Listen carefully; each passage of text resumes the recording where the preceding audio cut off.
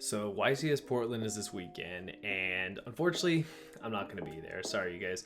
I will be back in YCS action, probably around YCS Dallas. Just very busy, but guaranteed. Come October, I'll definitely be there. I thought about Niagara Falls, but not 100% sure I was going to work. Those of you that know, I am in school. I am working full time, so I'm trying to work things out. But I'm looking forward more to starting things up again in October and just going to more YCSs. So expect that to happen. And I know there's not as many deck profiles coming from events, but don't worry. In time, you guys will definitely get more and more stuff. But that's not what's important. What's important is, again, YCS Portland is this weekend, and I want you guys to be well prepared. Even though I'm not there, if I were going to go, this would be advice I would use. And I know everyone does top fives, everyone does top tens. These are the best. Top 5 cards you should side, top 10 cards you should side. Those are fantastic. Me, sometimes it usually just goes over 5 or 10. It just always happens. Like, I'll be honest, it just usually happens.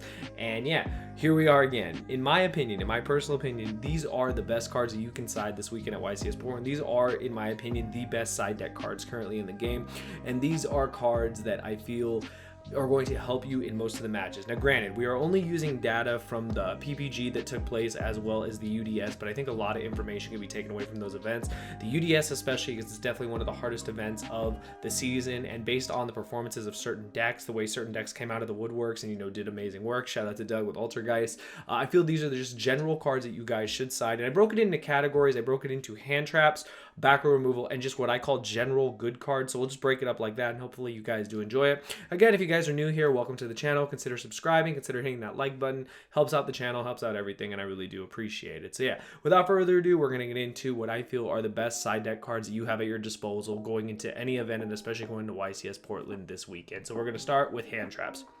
Now, I'm not going to talk about the general hand traps like Ogre, Ash, Veiler, Impermanence, Phantasme. All these cards. They've been in the majority of the decks that topped events and stuff like that, and I personally feel that those are cards that you're going to have at your disposal regardless. They're going to be somewhere in your deck.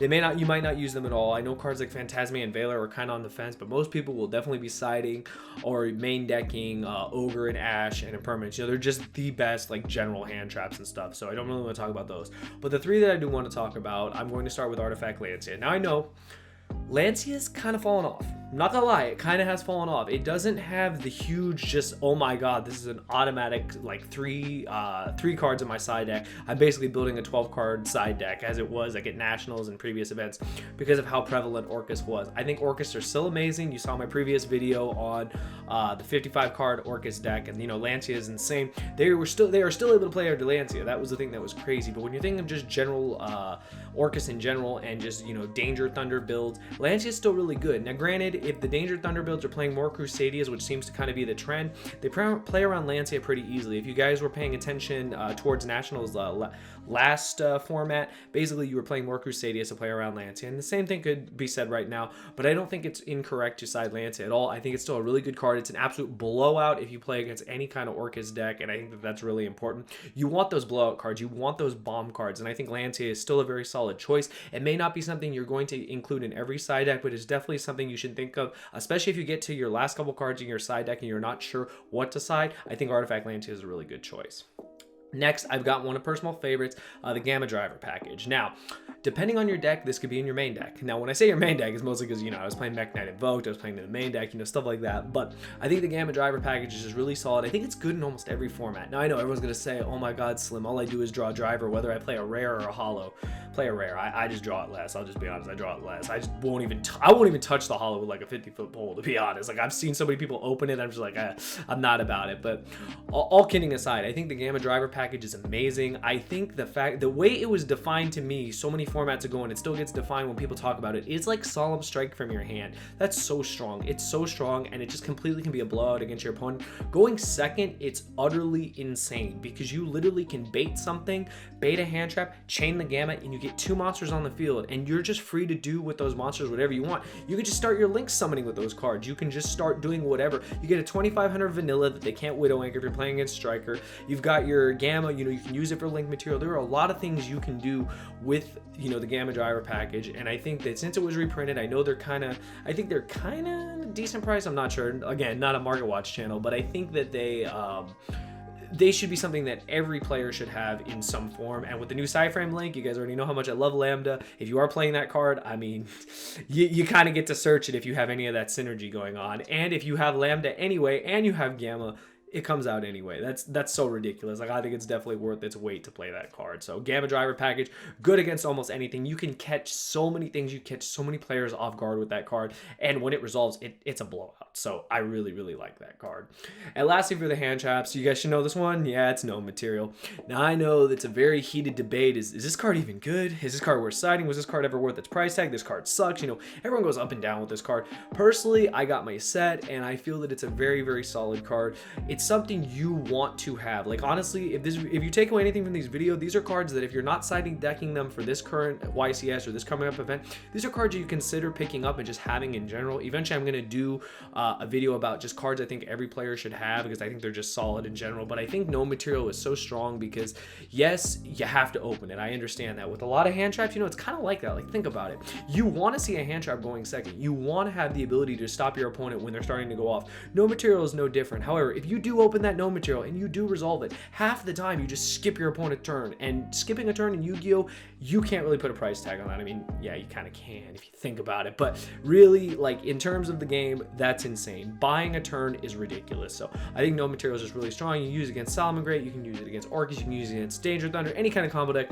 This card has synergy somewhere. It'll hit something. Like I've said with cards like Ash and Ogre and Valor, there's always something to catch. I feel that we're going to get to a point where there will always be somewhere that no material can fit in. You just have to find out if it's worth playing it for your particular deck, if you get value of it, and you got to run the gamble. Am I going to open it? Am I not going to see it? Is it going to be my 6th card and I'm going to be pissed? I mean, it happens. I drew Ogre as my 6th card against Pendulums, and I just, yeah, it felt like ripping my eyes out. But, you know, it happens. You know, you live to play another game, another day. But yeah, no material I think is a really solid card, and that's for the end of the hand traps here. Now we're going to move on to more of the back row removal. Doug. You did your thing with Alter, guys. I just have to keep mentioning it because I just love it. It was amazing. But with every Alter Guys deck that's going to be net decked from Doug's list, every Subterra Guru deck, every True Draco deck, every kind of back row deck, you got to have back row removal. You got to have back row stunnage, etc. And we're going to start with the basics of Twin Twister. I mean, Twin Twister is Twin Twister. It's included in the starter deck for a reason. Now, the structure deck, the rocket structure deck, because it's just better than MST. Like, you get rid of 2 cards. Half the time you want to put stuff in the graveyard. There's no reason not to play this card somewhere in your main deck or side deck. It may not be appropriate for your main deck if you're a combo deck, but you best believe games 2 and 3, it's a good card to have because it's good going first or second. Because even going first, if you can combo with your card, still have that card, still have a card in hand, you can still blow things out in the end phase. So I think it's nuts. We've also got Cosmic Cyclone. So this card started to see a lot of play last format, especially at Nationals. It was just a really good 1-for-1 trade. Banishing cards is so important. I think it still has its legitimacy right now against certain decks. I think it's able to just really catch the opponent off guard. It is a quick play. The quick play, yes, it does cost you life points, but honestly, when you're banishing and getting rid of a threat that cannot come back, I think that's really strong. I think it's just a really good 1-for-1 trade, and as long as you don't mind the life points, I feel that it does a lot more damage, especially in the Salamangreat matches where you get rid of the Rage and the Roar, depending on the situation, they're not going to be able to recycle them back. I think that's huge. Same thing with cards like with Sky Strikers. If you banish them off the board, they're not getting them back, and I think that's really, really important. And when it comes to the trap decks, any kind of removal is just solid. Any kind of removal is just good because, you know, they're back row decks. Like, you have to fight through the back row, and you want to simplify the game state as much as possible. And I think that Cyclone and, of course, Twisters do that really, really well. Next, I have Eradicator. Now, Eradicator is not for every deck. I completely understand that. Your deck has to be able to make the 2,500 beat stick that's going to be sacked off for Eradicator. But if your deck can do it, this card is a blowout. Blows out Striker, blows out Trap decks. Trap decks called traps. Sky Strikers call spells. You guys know what to do. Thunder Dragons can do it. Any deck that Orcus can do it. Any deck that can get a big 2,500 beater that's dark, just sack it off. You just kind of win the game right there because it's for 3 turns. I mean, the game will be over 3 turns. It's rare in Yu-Gi-Oh! We see that many turns, but yeah, there is no grind game when that card resolves, so it's pretty nuts.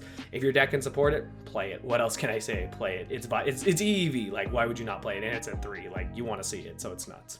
And lastly, of course, Red Reboot. Like, it's Red Reboot. If your deck is an OTK deck, you literally just activate it and you just kill your opponent. There's no way around it. You just Red Reboot them. It's game, usually. And if it's not game, I mean, they've been set back a lot. Hopefully, you're able to resolve it, though, because at least Red Reboot on a Solemn Judgment means you're most likely going to win that game because they paid half their life, so that's pretty solid. So I think that's another really good choice to play Red Reboot, especially if you have an OTK deck. So I really do like that.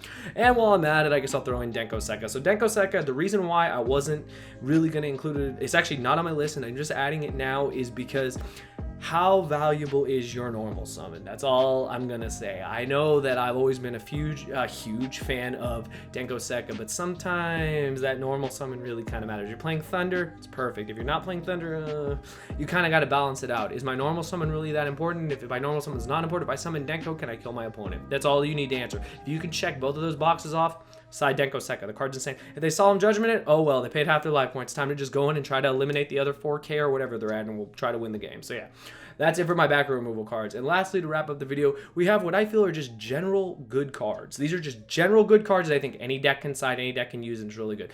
Of course, Dino Wrestler Prankatops. This is like one of the best cards in Yu-Gi-Oh! The card is just generic. It's good against every kind of deck. It's a beater. It's a free summon. It gets rid of back row. It gets rid of monsters. It's a quick effect. This card is worth its weight in gold, and that's why it's hollow. The card is so solid. Next, we got a personal favorite. It's Mind Control. I mean, we saw Worlds. We've seen people citing Mind Control. Mind Control is just insane. You take away a problematic monster. You link away with it. You do whatever you want with it. You activate multiple, and you just steal games. You steal games by stealing monsters from your opponent, and it's insane. I don't, at this point, I don't know what to say anymore about this card. I love this card. I think it's one of the best cards in the game right now, and I think it should just always be sided in a deck that can support it. And I honestly think any deck can support it because we link. We link in almost every deck that isn't a back row deck. And in the back row decks, you don't even need it because you're literally going to just beat them down, beat them with traps and just like sheer advantage. But in decks like combo decks, stuff like that, all you need is literally to remove a problematic monster out of the way, use it for your own link material, and then just go in and you win. So Mind Control. You guys already know this is like literally the Mind Control channel because I just love this that card. And next on the same boat, I got Super Poly. So Super Poly, it really comes down to your extra deck space, it comes down to your deck, and it comes down to that blowout. If you're playing a deck like Solomon Great, I've already seen some decks like the one that was played at the UDS. It main deck one copy, side deck the other copies. It's already got the Violet Chimera and the extra deck, so there you go. It's just a blowout in the mirror. If you're able to play Starving Venom, you're able to play the Predaplant, I can't even pronounce it, but the Predaplant fusion, the dragon thing, Dragon Stapelia. I might be right. If that's right, let me know in the comments if I got that right. If I got that right, yes, because I couldn't pronounce it at first. But if you're able to just blow out your opponent with Super Poly, just do it. There's no counterplay to that card. There's literally no counterplay to that card. The only way you counter Super Poly is by creating a board that can't be Super Poly. That's the only way. And I think that card, if your deck can support it, if your extra deck can support it, why not play it? It's ridiculous. And it's at 3. It's at 3. Like, why would you not? You're going to see it a lot more. And lastly, I've got until we get The Rock, because The Rock is coming, what is it, at the end of the month, so it's not legal for Portland, but we have Raw Sphere mode.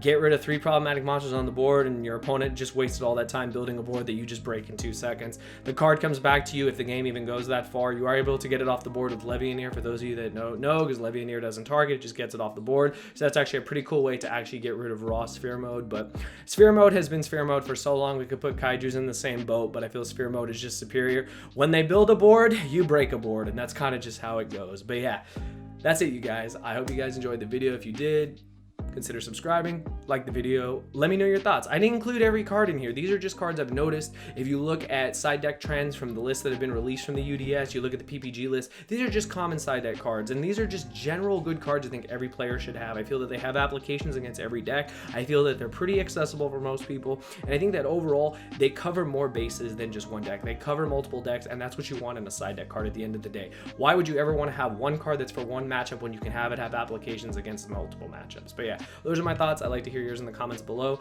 Let me know cards you're siding, cards I didn't include, because I'm sure there's plenty of them. I'm sure that there are some that are just total blowouts, but overall, these are the cards that if I was going to YCS Portland, these would be the cards I would side, and I think they will bring anyone in any deck really good success. But yeah, let me know your thoughts. Any of these cards I mentioned, you want to purchase them, you guys already know. Use my TCG player link. It contributes back to the channel. It helps me out, and I really do appreciate it. But yeah, let me know what you guys think of these side deck cards. I think that going forward, this list will change. This list will change pretty much after every event. We're going to get new, new data, new material. We're going to get new cards that we can use. The tins are going to change everything. Best believe those cards are going to be on this list one day. Like, give it a couple days. Like, they're going to make this list for sure, and we're going to see their huge impact they're going to have. But overall, I think these cards are really good for any player, any level. Doesn't matter if you're going to the YCS, doesn't matter if you're going to regionals or locals. These cards are just good in general, and you'll notice over time just their impact overall on the meta. But yeah, those are my thoughts. Let me know yours in the comments below, and I'll see you guys next time. Thank you for watching.